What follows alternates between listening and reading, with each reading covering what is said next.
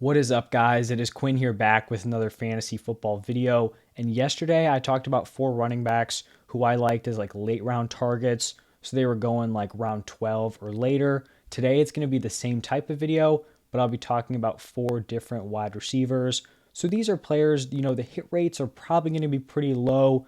Obviously, they're going late for a reason. But with these players, you're kind of just hoping that at some point in the season, they're going to give you like some flex value wide receiver three. Basically, if you have injuries, bye weeks, these players are going to be, consistent enough or have a high enough weekly ceiling where you can feel confident plugging them into your lineup and getting, a spot start here or there.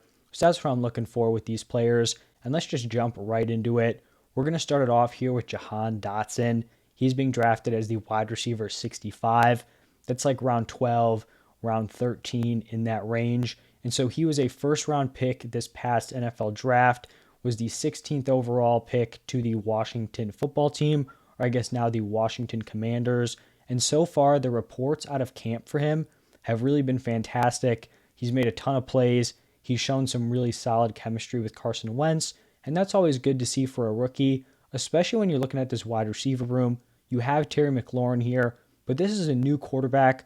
Quarterbacks tend to favor certain wide receivers. So I'd still expect Terry McLaurin to be the guy. He's obviously super talented, but it's just good to see that he's kind of gelling with the guy who is going to be giving him those opportunities. And, post-draft, obviously going to the Commanders, not a great landing spot. There were some really solid landing spots out there for wide receivers. You had the Chiefs, you had the Packers. I think a lot of people were expecting him to go late first round.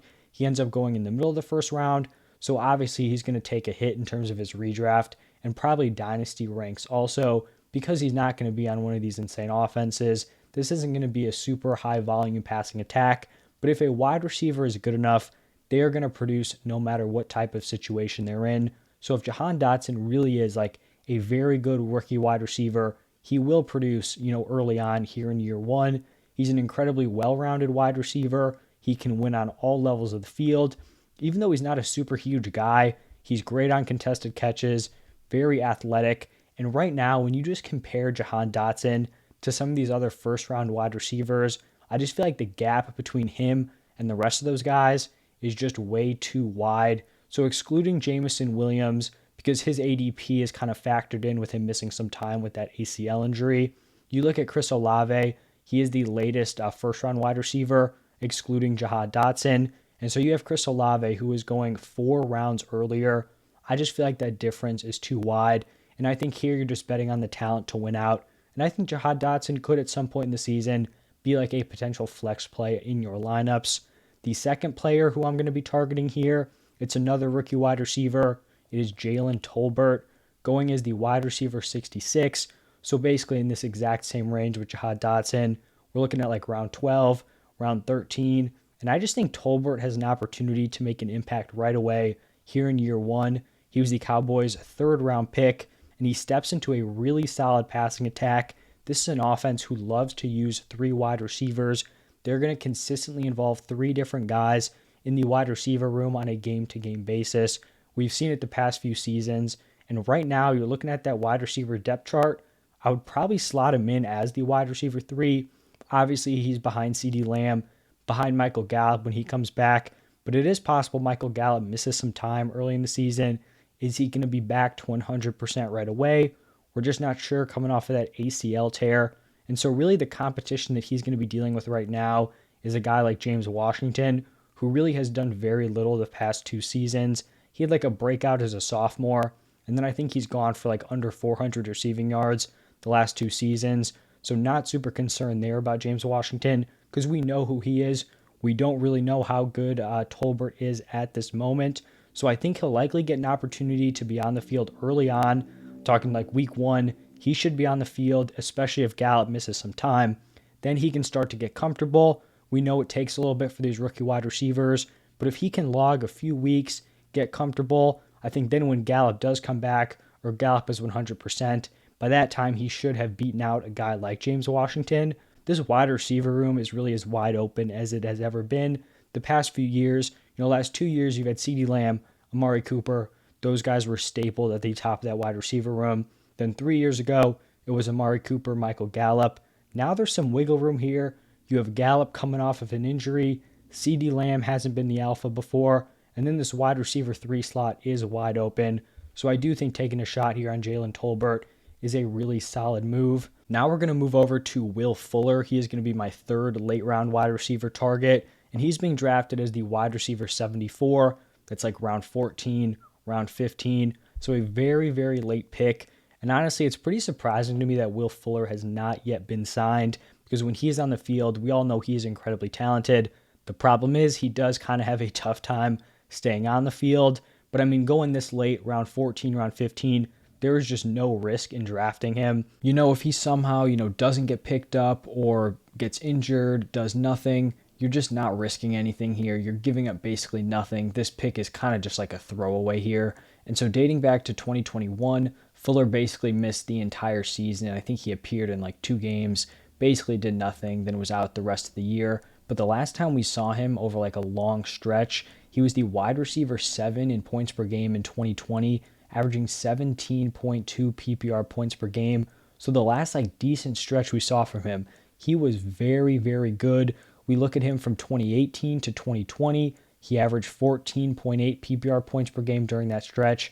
So just someone who has that kind of ceiling and has done it so recently, I just don't think he should be going this far back. And so the point being here is that in the right landing spot, I feel like Will Fuller could really turn into a late round gem. It's possible he does nothing, possible he gets hurt, but at this late, round 15, round 16, you're just shooting for guys with a little bit of upside, and Will Fuller has a lot of it.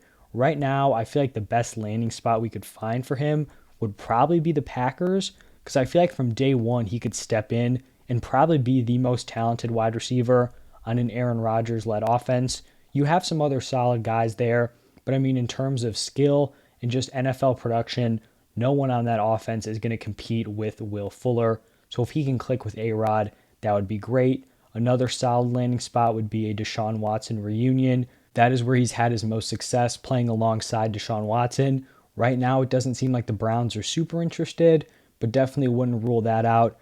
Teams are always going to have needs at wide receivers, and I just feel like, in the near future, Will Fuller could find himself in a very favorable situation for fantasy, and his value is going to shoot up. I mean, as soon as he signs, even if it's like an okay landing spot, I bet he goes from round 14, round 15, probably to like round 11, round 12. So I think he's going to sign with a team, and I would just rather get in on it, but kind of before we know, because I feel like even if it's not a great landing spot, his value is just going to rise anyway. And now on to the 4th late round target at the wide receiver position. It is going to be Marvin Jones. He's being drafted as the wide receiver 77. That is a round 15 pick. And it basically seems like every single year Marvin Jones is undervalued. People forget about him, and then he just goes out, puts together a solid season, and then we just repeat the same process. Looking back at last season, the Jaguars' passing attack was horrible. They did basically nothing. But Marvin Jones was still the clear wide receiver 1 on the Jaguars, averaged 10.6 PPR points per game, wide receiver 44.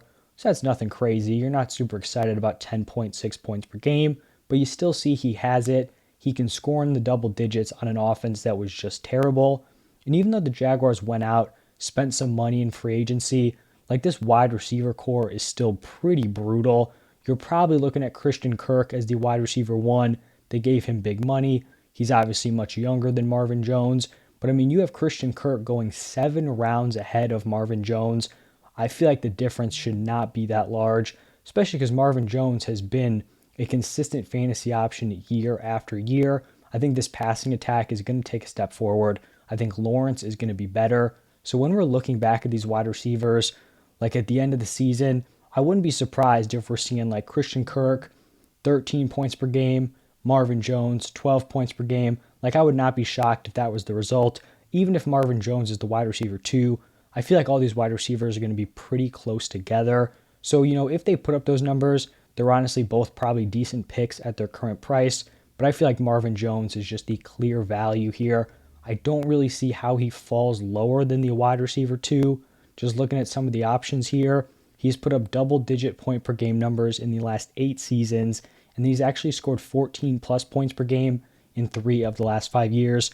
Obviously, a lot of those were with the Lions, much better situation, But still, I think going at wide receiver 77, you have a guy as proven as Marvin Jones, very consistent. This passing attack is likely going to be better. I think he's just a really strong pick here and is someone that is just consistently kind of forgotten about. They bring in some of these new guys. No one remembers Marvin Jones. I feel like he's going to come out, just have a super solid year, somewhere between like 10 to 12 points per game. And so just to run through those 4 players one more time, we had Jahan Dotson, Jalen Tolbert, Will Fuller, and then Marvin Jones. If you guys enjoyed this video, do me a huge favor, hit that like button, subscribe to the channel. If you want to see the running backs, I posted that yesterday, so go check that out if you haven't seen it already. And then I'll be doing the quarterbacks and tight ends over the next 2 days. So thank you guys for stopping by, and I'll see you in the next one.